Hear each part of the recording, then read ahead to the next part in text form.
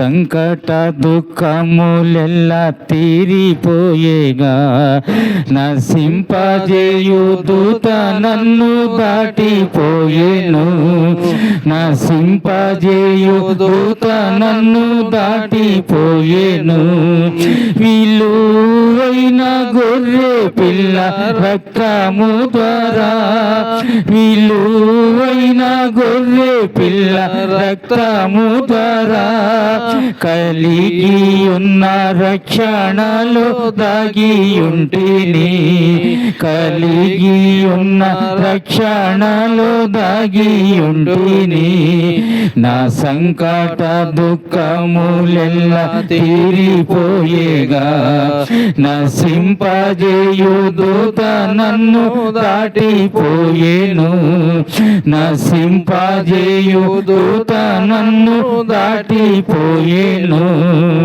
మచ్చబడు నాదు మార మధురముగా, మచ్చబడు నాదు మార మధురముగా, పారు జలము బండ నుండి త్రాగుచుందును, పారు జలము బండ నుండి త్రాగుచుందును. నా సంకట దుఃఖములెల్లా తీరిపోయేగా, నశింపజేయు దూత నన్ను దాటిపోయేను, నశింపజేయు దూత నన్ను దాటిపోయేను. నా దేవుడే ఎడారిలో నాదు ప్రభువు, నా దేవుడే ఎడారిలో నాదు ప్రభువు, నా దేవుడిచ్చు క్రొత్త మన్న నాకు చాలును, నా దేవుడిచ్చు క్రొత్త మన్న నాకు చాలును. నా సంకట దుఃఖములెల్లా తీరిపోయేగా, నశింపజేయు దూత నన్ను దాటిపోయేను, నశింపజేయు దూత నన్ను దాటిపోయేను. బైబిల్ యేసుక్రీస్తు నామములో మీ అందరికీ వందనాలు చెల్లిస్తున్నాను. మనము బలలో పాల్గొంటున్నప్పుడు మన హృదయాలను పరిశోధించుకొని పరీక్షించుకొని వాక్యానుసారంగా మన జీవితాలు ఉన్నాయా లేవని ఒక వాక్యాన్ని చదువుకొని అలాగా మనం జీవించడానికి ప్రభు బలలో మన లోపం ఉంటే సర్దిద్దుకొని బలలో పాల్గొనడానికి కొన్ని వచనాలు చదువుకుందాము. మత్తయి సువార్త, అందరం లేచి నిలబడితే వద్దట్లేదు కూర్చోండి. మత్తయి సువార్త 21వ అధ్యాయము 18-19 వచనాలు చదువుకుందాం. 20వ వచనం కూడా చదువుకుందాం. అందరం కలిసి చదువుకుందాము. ఉదయమందు పట్టణముకు మరలా వెలుచుండగా, ఇంకోసారి చెప్పు. మత్తయి సువార్త 21వ అధ్యాయము 18వ వచనము, 19వ వచనం, 20వ వచనం తీసుకున్నారా? ఉదయమందు అందరం ఉదయమందు పట్టణమునకు మరలా వెళ్ళుచుండగా ఆయన ఆకలిగొనెను. అప్పుడు త్రోవ ప్రక్కన ఒంటిగా ఉన్న యొక్క అంజూరపు చెట్టును చూసి దాని యొద్దకు రాగా దాని యందు ఆకులు తప్ప మరి కనబడలేదు గనుక దాన్ని చూచి ఇంక మీదట ఎన్నటికి నీవు కాపు కాయకుందువుగాక అని చెప్పెను. తక్షణమే ఆ అంజూరపు చెట్టు ఎండిపోయాను. శిష్యులు అది చూచి అంజూరపు చెట్టు ఎంత శీఘ్రంగా ఎండిపోయినని చెప్పుకొనిరి. ప్రార్థన చేసుకుందాం కళ్ళు ముచ్చుకున్నట్టయితే.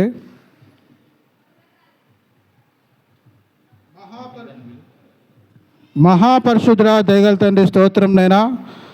గొప్ప దేవుడు, సర్వశక్తిమంతుడు, మాతో మాట్లాడే దేవుడు నేను తండ్రి. ఇంతసేపు నేను తండ్రి స్తోత్ర వర్తమంలో నేను తండ్రి నిన్ను ఆరాధించినందుకు, కృపనిచ్చినందుకు నీకు స్తోత్రాలు ప్రభా. ఆయా బలలో నేను మేము చేయాలంటే నేను తండ్రి మా జీవితాలను పరీక్షించుకొని నేను తండ్రి మా జీవితాలు ఎలా ఉన్నాయి నేను తండ్రి, అవి నీకు ఇష్టంగా ఉన్నాయా లేకపోతే నేను తండ్రి మా ఇష్టం వచ్చినగా ఉన్నాయా, అవి నేను తండ్రి నీ వాక్యం ద్వారా సర్దిద్దుకొని బలలో పాల్గొనడానికి కృప చూపించండి తండ్రి. ఆయా ప్రతి ఒక్కరు నేను తండ్రి ఈ వాక్యాన్ని వినడానికి కృప చూపించండి. ఆయా సిలుసాటును మరుగుపరిచి నా నోటినిగా మీరు బూరుగా వాడుకోమని నేను తండ్రి ఈ వాక్యాన్ని నేను తండ్రి మా హృదయాల్లో ఉండటానికి కృప చూపించమని యేసుక్రీస్తు నామములో వేడుకుంటున్నాం పరమ తండ్రి. ఆమేన్.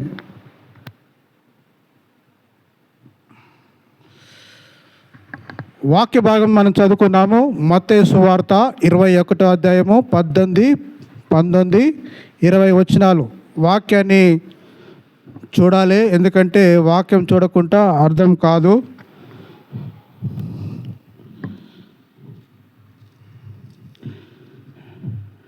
ఇది యేసు ప్రభు మళ్ళా బేతనియా నుండి ఎక్కడికి వెళ్తున్నాడు అంటే యెరూషలేంకి వెళ్తున్నాడు.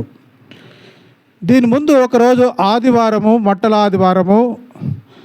ఆ ఆదివారం నాడు దావీదు కుమారుడా జయము, ప్రభు పేరట వచ్చుచున్నాడని స్తుతింపబడును కాకని సర్వోన్నతమైన స్థలము జయమని ఎట్లా వేసారట, కేకలు వేశారు ఆదివారం నాడు. తెల్లవారు మరుసటి రోజు, ఇది సోమవారం జరిగిన సంఘటన. ఇది ఏ వారం అమ్మా?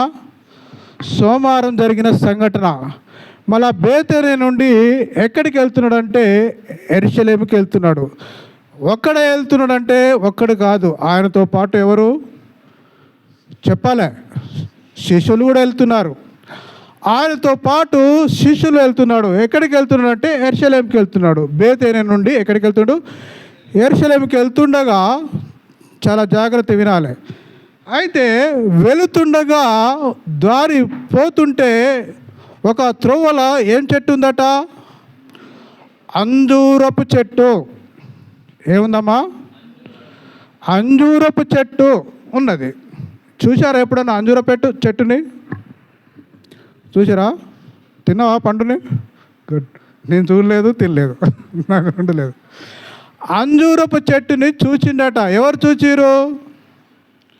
యేసు ప్రభువు చూసిండు. అంజూరపు చెట్టు చూచి, అది ఎక్కడ ఉన్నది? మార్గంలో పక్కన, పోయే దారిలో పక్కన ఉన్నది. అయితే చూచి దానికి ఏమైనా, ఈయనకి ఎందుకు చూచిండంటే ఉన్నది ఇలా వాక్యం ఏముందంటే, ఆయనకు ఆకలి కొనెను. ఎవరికి ఆకలి కొన్నది? యేసు ప్రభువుకు ఆకలి అయింది. ఆయన ఏమంటాడు? ఆయన ఆకలి కొన్నాడు కాబట్టి అప్పుడు త్రోవ పక్కన ఉన్న ఒక అంజూరపు చెట్టును చూచిండు. అయితే ఆకలి కొన్నాడని ఏం చేసిండు? చెట్టు పక్కన ఉన్న ఆ చెట్టుని చూసిండు. చూస్తే మరి ఏమీ లేవు. అయితే ఈయన ఆకలి కొన్నప్పుడు శిష్యులకు కూడా మరి ఆకలి అయిందో కాలేదు కానీ బైబిల్ అయితే రాయలేదు, కానీ ఈయన అయితే ఆకలి కొన్నాడు. ఈయన ఆకలి ఏం ఆకలి అయి ఉండొచ్చు చెప్పాలి? శరీర సంబంధమైన ఆకలా, లేకపోతే తన తండ్రి చిత్తాన్ని నెరవేర్చుకోవడానికి ఆకలా? చెప్పాలి. శరీరము ఆకలి అంటే బాగా ఆకలి అవుతుంది. అయితే బైబిల్లో ఒక ఆకలి గురించి చెప్పి నేను ఆ చెట్టు దగ్గరికి పోతా. చూడండి, యోహాను సువార్త 4వ అధ్యాయం.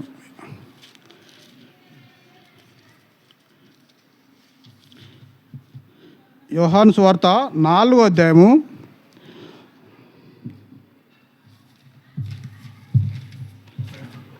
34 వచనం, 33, 34.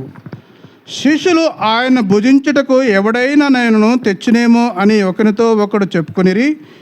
యేసు వారిని చూచి, నన్ను పంపిన వాని చిత్తము నెరవేర్చుటకు ఆయన పని తుదముట్టించుటయు నాకు ఏంటట? ఆహారమై ఉన్నది. ఏం ఆహారం ఆయనకు ఉన్నది? తండ్రి చిత్తాన్ని నెరవేర్చడానికే ఆయనకు ఆహారమై ఉన్నది అంటుంది బైబిల్ వాక్యం సెలవిస్తుంది. ఆయన ఆహారం ఏంటంటే తండ్రి చిత్తము చేయటానికే ఆయన ఆహారం అన్నమాట. అయితే ఆయనకు ఆకలి ఏమిటి కొన్నాడు? ఆయన తండ్రి చిత్తాన్ని చేయటానికి ఆయనకు ఆహారం ఉన్నది అని బైబిల్ వాక్యం సెలవిస్తుంది. అయితే తండ్రి చిత్తం ఎవరు చేయాలి? యేసు ప్రభు ఒక్కడేనా? కాదు, అందరూ చేయాలి.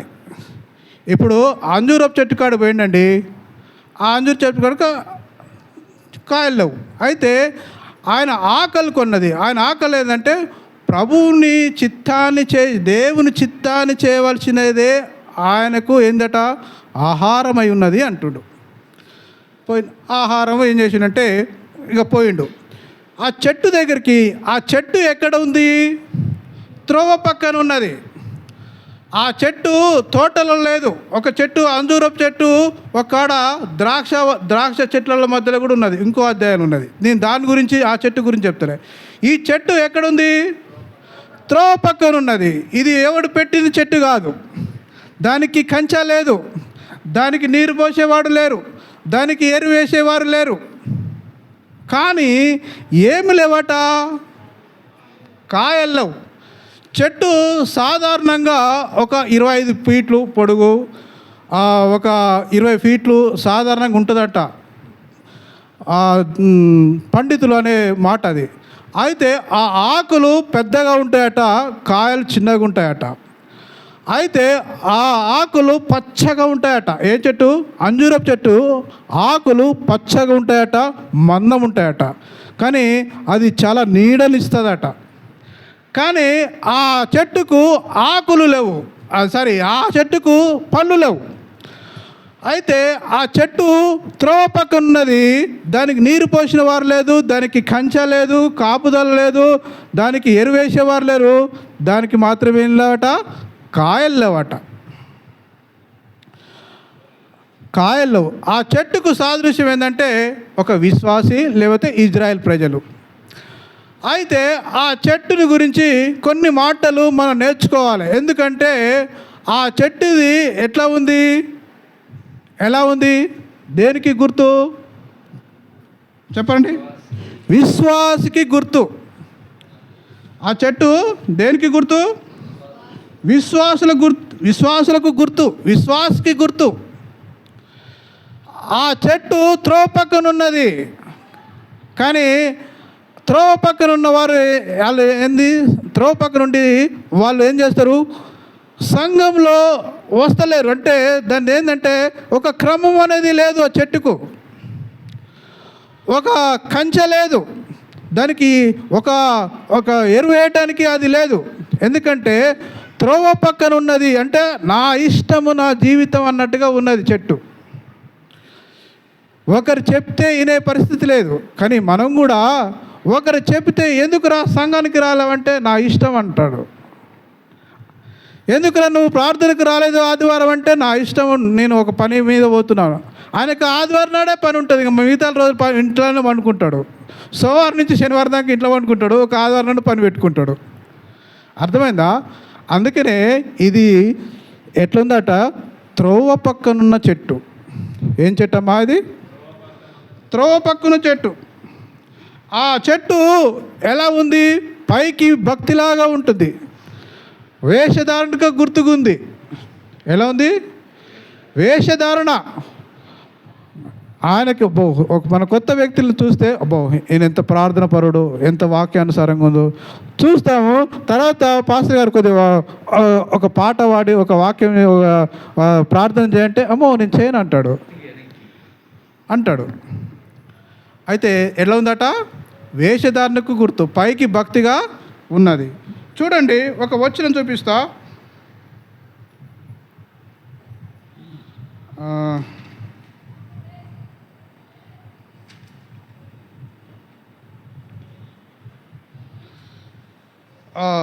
రెండో తిమోతి 3వ అధ్యాయం 5వ వచనం.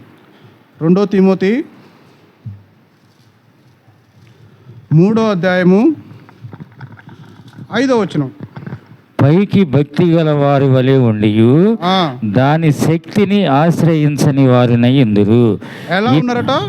పైకి భక్తి గల వారి వలె ఉండి దాని శక్తిని ఆశ్రయించని వారు అలాగుంటారట. పైకి ఎట్లుంటారట? భక్తిగా ఉంటారు, కానీ దాని ఆశ్రయాన్ని ఏం చేస్తారు? ఆశ్రయించరు, దాన్ని ఆలకించరు. అలా ఉంటారు.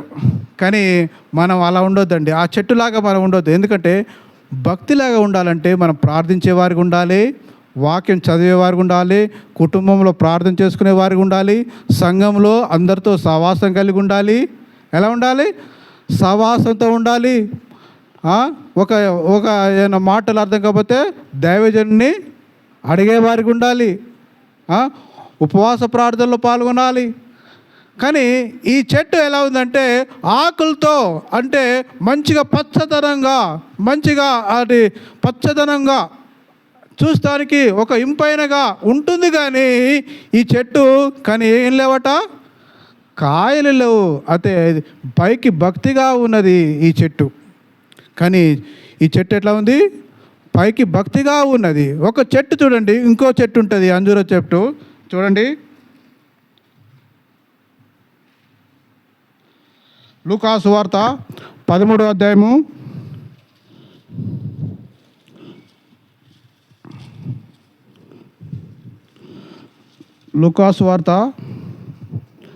13వ అధ్యాయము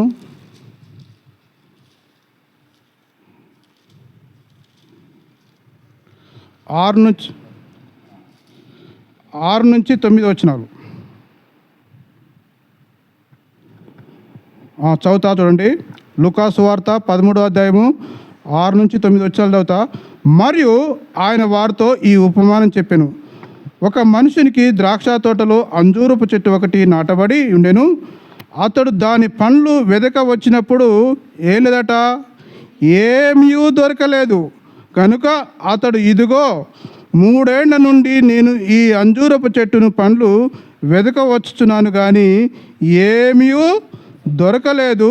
దీనిని నరికి వేయమని, దీని వలన ఈ భూమి ఎలా వ్యర్థమైపోనని ద్రాక్ష తోట మాలితో చెప్పాను.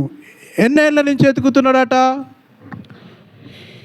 ఈ చెట్టుకు కంచె ఉంది, కాపు చెట్టు, ఈ చెట్టుకు కంచె ఉన్నది, దానికి నీరు పోసేవారు ఉన్నారు, దానికి ఎరువు వేసేవారు ఉన్నారు, అన్నీ ఉన్నాయి. కానీ 3 ఏళ్ల నుంచి ఏం లేదట, కాపు లేదు. దీనికి రక్షణ కూడా ఉన్నది, ఆ చెట్టుకు రక్షణ లేదు. చూడండి వ్యత్యాసము. ఆ చెట్టు త్రోవ పక్కన ఉన్న చెట్టు, ఈ చెట్టు ఎక్కడుంది? తోటలో ఉన్న చెట్టు. ఈ తోటలో ఉన్న చెట్టు కూడా 3 ఏళ్ల నుంచి కాపులేదు, 3 ఏళ్ల నుంచి కాపులేదు. దీనికి నీరు అందుతున్నది, రక్షణ ఉన్నది, ఎరువు అందుతున్నది అని దీన్ని ఆ యజమాని ఏం చేస్తున్నాడు? అన్నీ సమకూర్చుతున్నాడు, కానీ కాపు లేదు. ఇలాక మనం ఒక మాట అనుకున్నాం, పైకి భక్తి గలవారే, కానీ మనం కూడా అట్లా ఉన్నాము. పైకి భక్తిగా ఉంటాం, మనకు ప్రార్థన ఉంటుంది, వాక్యం ఉంటుంది, ఉపవాసం ఉంటాము, ఇంకా సంఘంలో అందరితో సహవాసం ఉంటుంది, కానీ ఎలా ఉంటాము? ఫలము లేదు. అర్థం చేసుకోవాలి వాక్యాన్ని.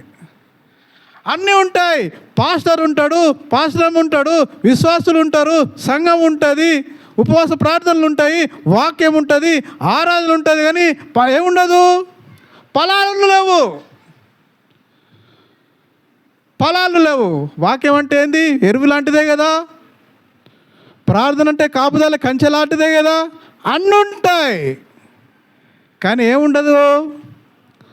మరి ఫలాలు లేవు. ఒకరోజు నిన్ను వెదక వస్తాడు. చూడండి, మార్కు సువార్త 11వ అధ్యాయం ఒక చక్కటి మాట ఉంటుంది. మార్కు సువార్త 11వ అధ్యాయము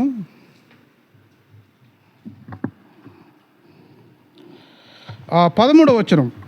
మార్కు సువార్త 11వ అధ్యాయం 13వ వచనం.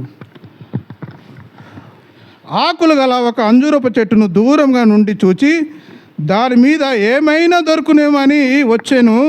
దాని యొద్దకు వచ్చి చూడగా ఆకులు తప్ప మరేమీ కనబడలేదు. అంటే ఏంది? వెతుకుతున్నాడు, నీ ఫలాలని వెతుకుతాడు. ప్రతి విశ్వాసి దేవుడు వెతుకుతాడు నీ ఫలాలని. నువ్వు ఎన్ని సంవత్సరాలు వచ్చినావు, ఎన్ని సంవత్సరాల నుంచి గుడికి వస్తున్నావు, నీ ఫలాలు ఏంటిది? ఎప్పుడైనా గుర్తించావా? ఇన్ని సంవత్సరాల నుంచి దేవుని దాసునితో వాక్యం వింటున్నావు కదా, ప్రార్థనలు ఉంటున్నాయి కదా, సవాసం ఉంటుంది కదా, నీ భక్తి, నీ ఫలము ఏంటిదై ఉండొచ్చు? నీ ఫలం ఏంటిదని గుర్తెరుగుతున్నావు. అందుకనే దేవుడు వెతుకుతాడు, అది మాత్రం గుర్తుంచుకోవాలి. అది గుర్తించాలి ప్రతి ఒక్క విశ్వాసి, ఒక విశ్వాసురాలు, ఒక విశ్వాసుడు, సంఘము అది ఏం చేయాలి? గుర్తెరగాలి. దేవుడు నన్ను ప్రతిదినము వెతుకుతాడని. చూసిరా, ఆ చెట్టుకి ఏందట 3 ఏళ్ళ నుంచి కాపు లేదు. ఇప్పుడు 3 ఏళ్ళ నుంచి కాపు లేదంటే దానికి యజమాని ఖర్చు పెట్టిండా పెట్టలేదా? ఎంత పెట్టుండొచ్చు? 3 సంవత్సరాల నుంచి ఎంతో పెట్టుండొచ్చు. ఎంత పెట్టినప్పుడు, ఆ ఖర్చు పెట్టినప్పుడు కాపు లేకపోతే ఆయన కోపం వస్తుందా రాదా? మరి దేవుని దాసుడు నువ్వు మారు మనసు పొందిన కాంచాలి. ఎప్పటి నుంచి నువ్వు మారు మనసు పాపం నేను రక్షింపబడిన కాంచాలి. సహజంగా నేను 2008లో మారు మనసు పొందిన ఒక దేవుని దాసుని ద్వారా. ఏమన్నాడంటే యోహాను సువార్త 15 మీరు వేరుగా ఉండి నాకేం చేయలేరంటే ఆ వచనాన్ని బట్టి నేను ఆయనకి ఏం వేరుగా ఉండాలి అంటే నేనేం చేయాలంటే ఆ వచనాన్ని బట్టి నేను దేవునికి లోబడ్డా. అప్పుడు నేను మారు మనసు పొందింది. భూమి మీద ఉండి నువ్వు వేరుగా ఉండి ఏం చేయలేవట బ్రదర్ అన్నప్పుడు ఆ మాట నా హృదయానికి నాకు తలిగింది. అంటే నేను ఏం చేయలేనంటే ఏం చేయలేనట. ఆయనకు దూరంగా ఉంటే, దేవునికి దూరంగా ఉంటే ఏం చేయలేరని ఆ వాక్యం నా హృదయాలు బట్టి ఇక నేను మొత్తం ఎట్లా ఉన్నంటే ఏం చేయలేనట. ఆయనకు ఏం చేయలేదు, ఆయనకు ఏం చేయలేదు. అందుకనే ప్రభు నమ్ముకోవాలన్నట్టుగా నేనేం చేసిన చిన్నగా ఏమవుతుంది, నా విశ్వాసము పొడిగింపుతుంది. ఇంకా నేను కూడా పశ్చాత్తపడాలి, నేను కూడా పాపినని. ఒకడు మళ్ళీ ఇంకోసారి వాక్యం వింటుంటే నువ్వు పాపివే, నువ్వు ఎంత పరిశుద్ధుడే, నువ్వు పాపివే అని గద్దాయిస్తుండు. అప్పుడు నేను ఒప్పుకోవాల్సి వచ్చింది. 2008లో నేను మారు మనసు పొంది రక్షణ పొందిన. అప్పటి నుంచి దేవుడు దాసుని ద్వారా వాక్యం ద్వారా మాట్లాడుతున్నాడు.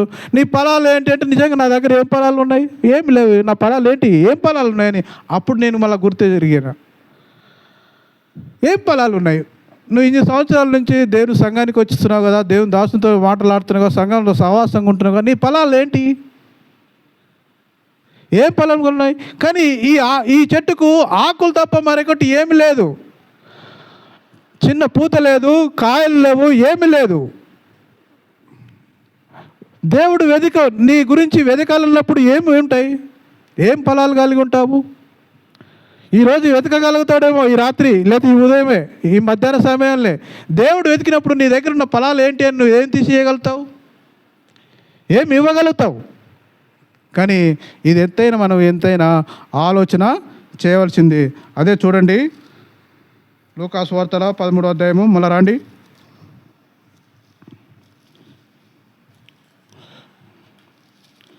లూకాసు వార్త 13వ అధ్యాయము ఏందట, దాని పండ్లు వెతక వచ్చినప్పుడు ఏం లేదు, దొరకలేదు గనుక అతడు ఇదిగో 3 ఏళ్ల నుండి నేను ఈ అంజూరపు చెట్టును పండ్లు వెతక వచ్చున్నాను కానీ ఏమీ దొరకలేదు. దీనిని ఏమంటుండు యజమాని? నరికేయమంటున్నాడు. ఏం చేయంటుండు? మత్తయి సువార్తలో ఒక మాట ఉంటుంది, 3వ అధ్యాయము చూడండి, అది కూడా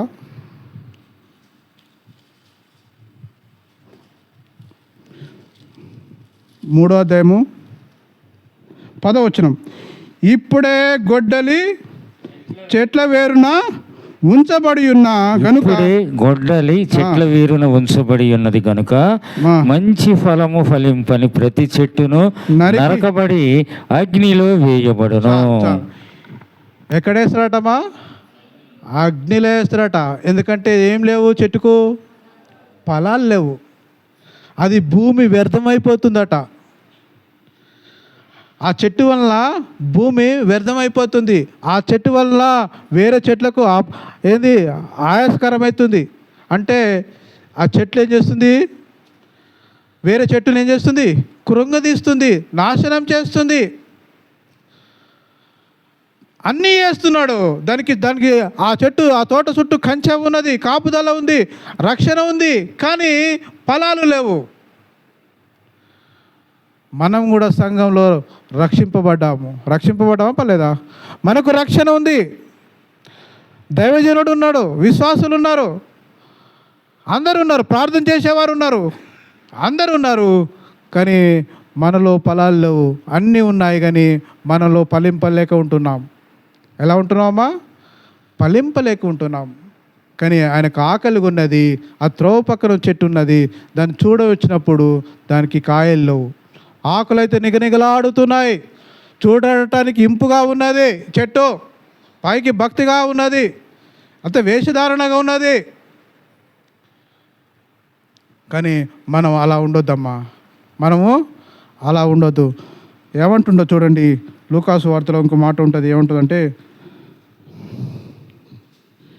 ఏమంటుండంటే 7వ వచనం, కనుక ఇదిగో 3 ఏళ్ల నుండి నేను అంజూరపు చెట్టును పండ్లు వెదకవచ్చుచున్నాను కానీ ఏమీ దొరకలేదు, దీనిని నరికివేయమని. దీని వలన ఏమవుతుందట, ఈ భూమియు ఎలా వ్యర్థమైపోవాలని ద్రాక్ష తోటమాలితో చెప్పెను. వ్యర్థమైపోతుందట భూమి. చెప్పి అయితే వాడు, అయ్యా నేను దాని చుట్టూ త్రవ్వి ఎరువు వేయమన్నట్టుకు ఈ సంవత్సరం కూడా ఉండనేమని బతిమలాడుతున్నాడట. అయ్యా ఇప్పుడు అవుతాయా, ఇదొక్క సంవత్సరం ఉండని, 3 సంవత్సరాల నుంచి చూసినవిలే, ఈ 3 సంవత్సరాలు నేను ప్రార్థన చేశానులే, ఈ 3 సంవత్సరాల నుంచి వాక్యం విన్నానులే, ఈ 3 సంవత్సరాల నుంచి అన్నీ నేను చేస్తున్నాను, కానీ నాలో ఫలాంపలేవు. ఈ ఒక్క సంవత్సరాన్ని ఉండని, మారుతాడేమో, ప్రార్థన చేస్తాడేమో, వాక్యం వింటాడేమో, ఇంకనైనా మారుతాడేమో, ఇంకనైనా ఫలాలు వస్తాయేమో, ఇంకా చూడయ్యా ఈ సంవత్సరం కూడా ఉండని అని బతిమలాడుతున్నాడేమో. అమ్మా, ఈ సంవత్సరమైనా కొద్దిగా ఈ వాక్యం విని, ఈ సంవత్సరమైనా నువ్వు ఫలాలన్నా కావాలమ్మా. యేసయ్య వెతికినప్పుడు, యేసయ్య ఈ సంవత్సరం ఎదుగుతాడేమో, ఈ సంవత్సరం అయినా ఎతికినప్పుడు ఫలాలు 3 సంవత్సరాల నుంచి ఏం చేసిండు, నీకు టైం ఇచ్చాడు, ఈ సంవత్సరం అయినా దేవునికి ఫలాలు ఇయ్యాయి అంటుండే. అయ్యా ఈ ఒక్క సంవత్సరం ఉండని అయ్యా, ఈ ఒక్క సంవత్సరం ఆ చెట్టు చుట్టూ తినని ఏం చేస్తాను, దాని చుట్టూ అంతా తవ్వుతాను, దాని చుట్టూ తవ్వి నీరు పెడతాను, ఎరువు పెడతాను, ఈ సంవత్సరం ఉండని అయ్యా అని బతిలాడుతున్నాడు. ఈరోజు నిన్ను కూడా అంటున్నాడేమో, ఈరోజు నీతోడు కూడా అంటున్నాడు ప్రభు. మనం కూడా ఎంతైనా ఆలోచన ఉంటుంది. దేవుడు నీకు ఈ సంవత్సరం ఛాయిస్ ఇస్తున్నాడు. ఏమిస్తున్నాడు? ఛాయిస్ ఇస్తున్నాడు.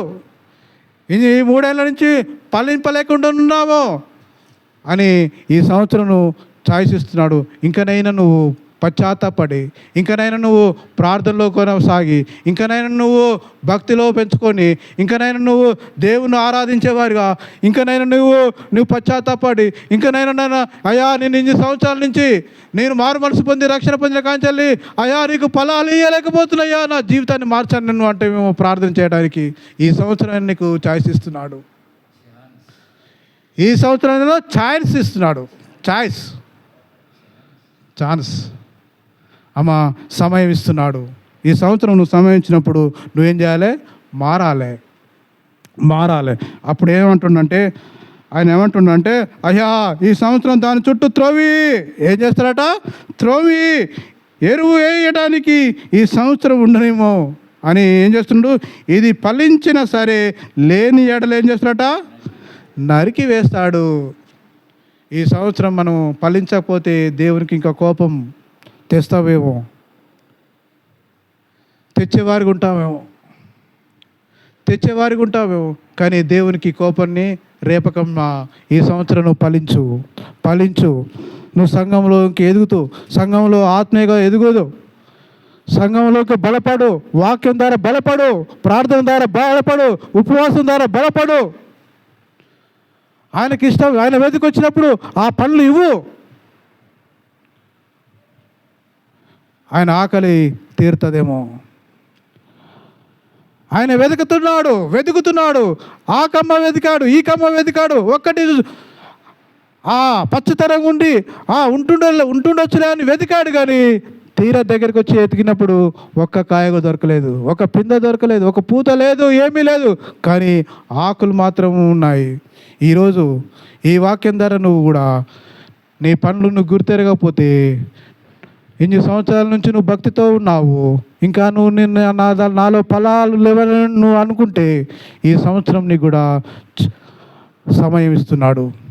ఈ సంవత్సరం కూడా సమయం ఇస్తున్నాడు. ఎందుకంటే గొడ్డలి ఇప్పుడే ఫలింపకపోతే, ఒక చోట ఒక వచనం చూపిస్తాను చూడండి.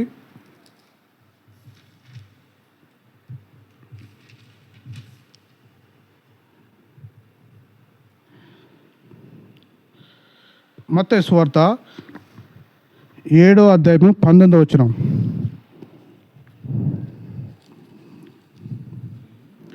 మత్తయి సువార్త 7వ అధ్యాయము 19వ వచనం. మంచి ఫలములు ఫలింపని ప్రతి చెట్టు నరకబడి అగ్నిలో వేయబడును. చాలు. మంచి ఏందట? ఫలములు. మంచి ఫలములు ఫలింపని ప్రతి చెట్టును నరకబడుతుంది, అగ్నిలో వేస్తారట. ఫలింపబోతే అది ఏం చేస్తారంటే నరకబడి అగ్నిలో వేస్తారు. అది ఎందుకు పనికి రాదు. నువ్వు ఏం చేయాలంటే ఈ రోజైనా ఈ సంవత్సరమైనా నువ్వు ఏం చేయాలి? ఫలాలు దేవునికి వెతకాలి. ఆయనలో ఫలింపాలంటే ఏం చేయాలి? విశ్వాసం ఉండాలి. చూడండి, యోహాను సువార్త 15వ అధ్యాయం ఏముంటుంది చూడండి. ఒక మాట ఉంటుంది.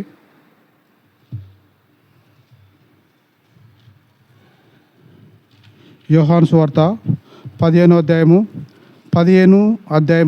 4వ వచనం 5వ వచనం. నా యందు నిలిచియుండుడి, మీ యందు నేనును నిలిచియుందును. తీగె ద్రాక్షవల్లిలో నిలిచియుంటేనే గాని తనంతట తానే ఎలాగు ఫలింపదో, అలాగే నా యందు నిలిచియుంటేనే కానీ మీరును ఫలింపరు. ఏమంటుండంటే నా యందు మీరేం చేయాలి? నిలిచి ఉండాలి. ఎవరి యందులో నిలిచి ఉండాలి? దేవుని యందులో మనం నిలిచి ఉండాలి. దేవుని యందులో మనం నిలిచుంటే మనం ఏం చేస్తామట? ఫలిస్తాం. దేవుని యందు ఫలించకపోతే మనం ఫలించలేము. అందుకనే ఆ చెట్టు ఎక్కడుంది? త్రోవ పక్కన ఉన్నది. త్రోవ పక్కన ఉంటే అది ఫలించలేకపోతుంది. ఇదో త్రోవ పక్కన లేదు. ఇది కూడా ఈ కంచె వేసిన చెట్టు ఇది కూడా ఉన్నది, ఈ అంజూరపు చెట్టు, కానీ ఇది కూడా 3 ఏళ్ళ నుంచి కాపు లేదు. చూసిరా? ఆయన యందు మనం ఏం చేయాలి? నిలిచి ఉండాలి. నిలిచి ఉండాలి. నా యందు నిలిచి ఉండుటే కానీ మీరును ఫలింపరు. నా యందు నిలిచి ఉంటేనే నేను ఎవరిని యందు నిలిచి ఉందును వాడు బహుగా ఏం చేస్తాడట? ఫలిస్తాడు. నాకు వేరుగా ఉండి మీరేమీ చేయలేరు. ఈ మాటతో నేను ఈ మారు మనసు పొందాను. ఏంటట? నాకు వేరుగా ఉండి మీరేమి చేయలేరని. ఈ మాటతోటే నేను మారు మనసు పొందింది. ఈ మాటతోటే దేవునికి వేరుగా ఉంటే మీరు ఏం చేయలేరు అన్నదే. ఈ మాటతోటే నేను దేవునికి సమర్పించుకున్నాను. ఆయనకు వేరుగా ఉంటే మీరేం చేయలేరు. ఆయనలో మనం ఏం చేయాలి? ఫలింపాలి. నువ్వు బహుగా ఫలింపాలంటే ఏం చేయాలంటే ఆయనకు దగ్గరికి రావాలి. ఆయనకు కట్టబడాలి. ఆయనకు కట్టబడాలి. ఆయన ద్రాక్షవాలి, నిజమైన ద్రాక్షవాలి. మనం ఎవరు? తీగలము. మనం ఆయనకు అంటుకట్టుబడబడాలి. ఆయన అంటుకట్టుబడితే మనం ఏం చేస్తామంటే బహుగా ఫలిస్తాం. బహుగా ఫలిస్తే ఏం చేస్తాయి? ఫలాలు వస్తాయి. ఫలాలు వస్తే ఆ యజమాని ఏం చేస్తాడు? ఆహా, ఇది ఫలిస్తున్నాడు రా, ఇది ఫలిస్తున్నది అని ఏం చేస్తుంటాడు? యజమానికి సంతోషం అవుతుంది. ఆయన వేసిన పనికి సంతోషం ఉంటుంది. ఆయన చేస్తున్న ఎరువుకు సంతోషం ఉంటుంది. ఆయన నీళ్ళు పెట్టిందని అది కాపుదల కంచె వేసిన దానికి ఆయన చేస్తున్న పనికి ఏం చేస్తాడు? సంతోషం ఉంటుంది. అది ఫలిస్తుంటే చెట్టు. కానీ మనం ఫలింపకపోతే కానీ భూమి వ్యర్థమైపోతుందట. భూమి ఏమవుతుంది? వ్యర్థమైపోతుంది. ఇప్పుడే గొడ్డలి చెట్టుకు ఏరున పెడుతుంది. చూడండి, ఇంకొక మాట ఉంటుంది చూడండి.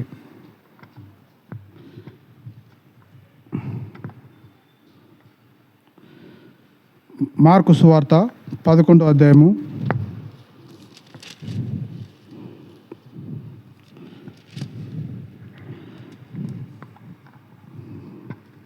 11వ మార్కు స్వార్థ 11వ అధ్యాయము 20 చదవాలి. ప్రొద్దున వారు మార్గమున పోవచ్చుండగా ఆ అంజూరపు చెట్టు వేళ్ళు మొదలుకొని ఎండుట చూచిరి. ఇంకా 21. అప్పుడు పేతురు ఆ సంగతి జ్ఞాపకం తెచ్చుకొని, బోధకుడా, ఇదిగో నీవు శపించిన అంజూరపు చెట్టు ఎండిపోయినని ఆయనతో చెప్పాను. చాలు ఏమంటుడు? ఎవరు చెప్తున్నారు ఈ మాట? ఎవరితో చెప్తున్నాడు ఈ మాట? పేతురు ప్రభుతో చెప్తున్నాడు. ఏమని చెప్తున్నాడు? బోధకుడా, ఆ అంజూరపు చెట్టు వేళ్ళ మొదలుకొని ఎట్లయిందట? ఎండుట చూచిరి. అప్పుడు పేతురు ఆ సంగతి జ్ఞాపకం తెచ్చుకొని, బోధకుడా, ఇదిగో నువ్వు శపించిన అంజూరపు చెట్టు ఉందా? ఏమంటాడు? ఎండిపోయినని ఆయనతో చెప్పాడు. అందుకు యేసు వారితో ఇట్లా, నేను చూసిరా, పేతురు ప్రభువుకు చూపిస్తున్నాడు. నువ్వు చెప్పించిన చెట్టు చూడయ్యా ఎలా ఎండిపోయిందో, వేర్లతో సహా తక్షణమే ఎండిపోయింది. పేతురు మళ్ళా గుర్తు చేస్తున్నాడు. చూసిరా, కానీ మన భక్తి అలా ఉండొద్దు, ఎండిపోయే భక్తిలాగా ఉండొద్దు. చూసిరా, ఎప్పుడైతే ప్రభు దాన్ని తక్షణమే ఏం చేసిండు, అది నువ్వు పండ్లు కాయవు, ఇంకా నీ పండ్లు ఎవరు తినరు, ఇంకో అధ్యాయం ఉంటుంది, నీ పండ్లు ఎవరు తినరు అని ఎమ్మట ఏం చేస్తాడు? చేపిస్తాడు. అది వేర్లతో సహా ఎండిపోతుంది. పేతురు గుర్తు చేస్తున్నాడు ప్రభువుకు. కానీ ప్రభువుకు తెలియదా ఎండిపోతుందని? తెలుసు. కానీ మన జీవితాలు అలా ఉండొద్దు, ఎండిపోయే స్థితిగా మనం ఉండొద్దు. మనం వాడబడటానికి మన జీవితాలు ఉండొద్దు. మనం ఎట్లా ఉండాలంటే దేవుని సన్నిధిలో దేవునికి అంటుకట్టేవారిగా ఉండాలి, బహుగా ఫలించేవారిగా ఉండాలి. ఎందుకంటే ఫలాలు ఎదుగుతాడు ప్రభువు. ఆ వెతికితే ఆ ఫలాలు మనం దొరికేలాగా మనం ఉండాలి. మన జీవితాలు బైబిల్లో ఫలాలు చూస్తే ఎన్ని ఫలాలు ఉన్నాయి? ఆత్మ ఫలము, ఇంకేం ఫలాలు ఉన్నాయమ్మా? నీతి ఫలము, గర్భ ఫలము, చాలా ఉన్నాయి. ఆ ఫలాలు మనం నీతి ఫలంగా, దేవునికి ఇష్టానుసారంగా ఫలంగా ఉండాలి. దేవునికి ఇష్టానుసారంగా ఫలం ఉండాలి. దేవుడు వెతికినప్పుడు ఆ ఫలాలను చూపించేవారిగా ఉండాలి. ఇంకా నా టైం ఇంకా ఒక 10 నిమిషాలు ఉంది. కొన్ని 2-3 వచ్చాలు చూపిస్తా. ఈ అంజూరపు చెట్టు ఒకటి ఏంటంటే ఆకలిని తీరుస్తుంది. ఏం చేస్తుంది? ఆయనకు ఆకలి అయినప్పుడు ఏం చేస్తాడు? అది వెతుకుతాడు. ఆకలిని తీర్చే చెట్టు ఇది. ఏంది? ఆకలిని తీర్చే ఫలాలు ఆ చెట్టు. రెండో మాట ఏముందంటే, ఒక మాట చూడండి, యెషయా గ్రంథము 38వ అధ్యాయము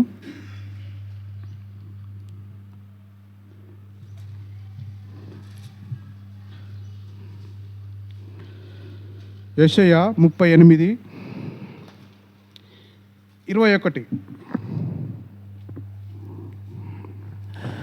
మరియు యెషయా అంజూరపు పండ్ల ముద్ద తీసుకొని ఆ పండుకు కట్టవలెను, అప్పుడు అతడు బాగుపడునని చెప్పాను.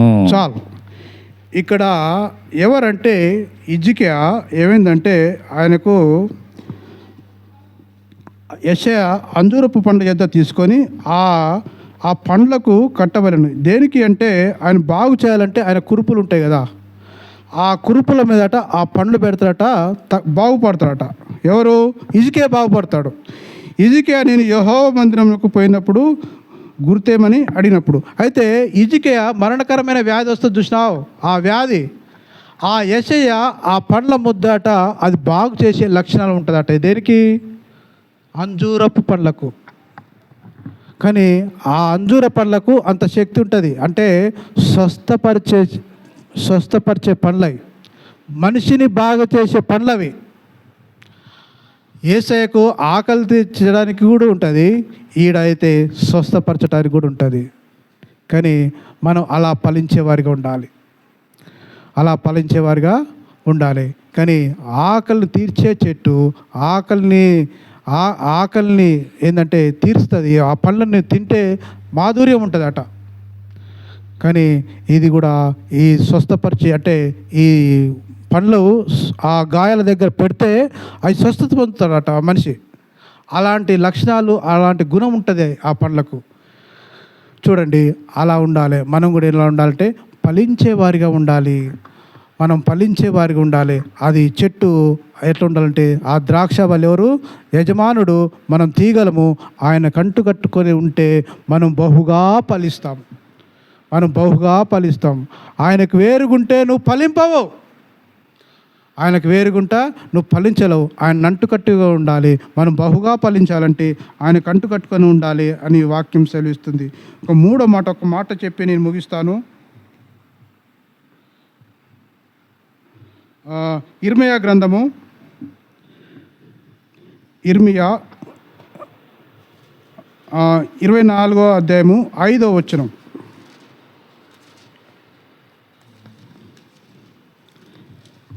ఇర్మియా 24వ అధ్యాయము 5వ వచనం. ఇశ్రాయేలు దేవుడైన యెహోవా ఆజ్ఞ ఇచ్చున్నదేమనగా, వారికి మేలు కలుగవలెనని ఈ స్థలము నుండి నేను కల్దీయుల దేశమునకు చెరగా పంపు యూదులను ఒకడు ఈ మంచి అంజూరపు పండ్లను లక్ష్య పెట్టుచున్నాను. చాలు. ఇక్కడ ఒక మాట ఏముంటుందంటే, ఒకడు ఈ మంచి అంజూరపు పండ్లను లక్ష్య పెట్టుచున్నాను అంటే ఎవరు లక్ష్య పెడుతున్నారు? దేవుడు లక్ష్య పెడుతున్నాడు. నువ్వు మంచిగా ఫలిస్తే నేను లక్ష్య పెడతాడు. వారికి మేలు కలుగుతాడట. నేను వారి మీదకి ఏందట? దృష్టి ఉంచుతాడట. నువ్వు మంచిగా ఫలించే వారికి ఉంటాడే ప్రభు ఏం చేస్తాడట? నీ మీద దృష్టి ఉంచుతాడు, నిన్ను లక్ష్య పెడతాడు. అని దేవుడు లక్ష్య పెట్టాలంటే ఏం చేయాలి? మనం ఫలించే వారికి ఉండాలి. ఏమంటే వారికి మేలు కలుగునట్లుగా నేను వారికి ఏం చేస్తాడట? దృష్టి ఉంచును అంటే ఆయన చూస్తాడు. నువ్వు ఫలించే వారు ఉంటే దేవుడు నిన్ను చూస్తాడు. అందుకనే ఆ చెట్టుని వెతికాడండి పండ్లు దొరుకుతాయని. అది దొరకలేదు, కాపు లేదు. కానీ దేవుడు మనల్ని వెతుకుతున్నప్పుడు ఏం చేస్తాడంటే ఆయన్ని దృష్టి మన కళ్ళ మీద ఉంచుతాడు, ఫలిస్తాడేమని. ఏం చేస్తాడు? ఒకడు మంచి అంజూరపు పండ్లను లక్ష్య పెట్టినట్లుగా అంటే నేను శ్రద్ధ పెడతాడు. నువ్వు పండ్లు ఫలిస్తే నీ మీద శ్రద్ధ ఉంటుంది దేవునికి. నువ్వు ఫలించకపోతే శ్రద్ధ ఉండదు. మనం ఇప్పటి నుంచి అయినా మనం ఏం చేయాలంటే, దేవుడు అంటుండు, అయ్యా ఈ 1 సంవత్సరం అయినా ఉండని, ఈ 1 సంవత్సరం ఉండని అయ్యా, దాన్ని త్రోవి నేనేం చేస్తా? ఎరువేస్తా. అది కాయకపోతే సరే అప్పుడు నువ్వు నరికి పాడేదు అన్నట్టుగా బతిమలాడుతున్నాడు తన యజమాని. చూసిరా, 1 సంవత్సరం. మనం కూడా ఈ 1 సంవత్సరంలో మనం ఏం కోల్పోతున్నామో, ఏం పనులు లేవదో మన జీవితంలో, మన భక్తి అయితే ఎలా ఉంది అని మన దినము ఏం చేయాలంటే మనం పరీక్షించుకోవాలి. ఈరోజు నేను ఏ మాటలు విన్నాను? దేవుడి దాసుడు ఏ వాక్యం విన్నా? ఏం చెప్పిండు? ఇవన్నీ నాలో ఉన్నాయా? నాకు సరిదిద్దపడుతున్నాయా? నేను సరిదిద్దుకుంటున్నా? నా లోపంలో నేను అర్థం చేసుకుంటున్నా? ఈ వాక్యం ద్వారా నేను బలపడాలంటే అదేం చేయాలంటే మనం ఒప్పుకోవాలి, సరిదిద్దపడాలి, మంచి ఫలించాలి. అది ద్రాక్ష తోట, అది అంటుకడతాయి. అదేమైతుందంటే బహుగా ఫలిస్తుంది. ఈరోజు దేవుడు ఈ సంవత్సరం అవకాశం ఇస్తున్నాడు. ఈ సమయాన్ని వృధా చేయకమ్మా. ఆ సమయాన్ని వృధా చేస్తే ఆ భూమికి ఏమైందట? చెట్టు వల్ల భూమికి ఇది వ్యర్థమవుతుంది. ఈ చెట్టు వల్ల ఆయన అంటాడు, అది కొట్టివేస్తాడు, నరికి అగ్నిగుండంలో పడేస్తాడు. కానీ ఈ సంవత్సరం నీకు ఈ సమయం ఇస్తున్నాడు. దేవుడు ఈ సంవత్సరం నీకు సమయం ఇస్తున్నాడు. నువ్వు బహుగా ఫలించాలని దేవుడు ఆశిస్తున్నాడు. బహుగా దీవించబడతావు. అప్పుడు నిన్ను దేవుని కళ్ళు, నీ దృష్టి, ఆయన కళ్ళు దృష్టి నీ మీద ఉంటాయి. అప్పుడు అంజూరపు పండ్ల వాడుగా అప్పుడు నీ దగ్గర కోసుకుంటాడు. అప్పుడు దేవుడు సంతోషిస్తాడు. ఈ వాక్యం దేవుడు దీవించునుగాక. ఆమేన్.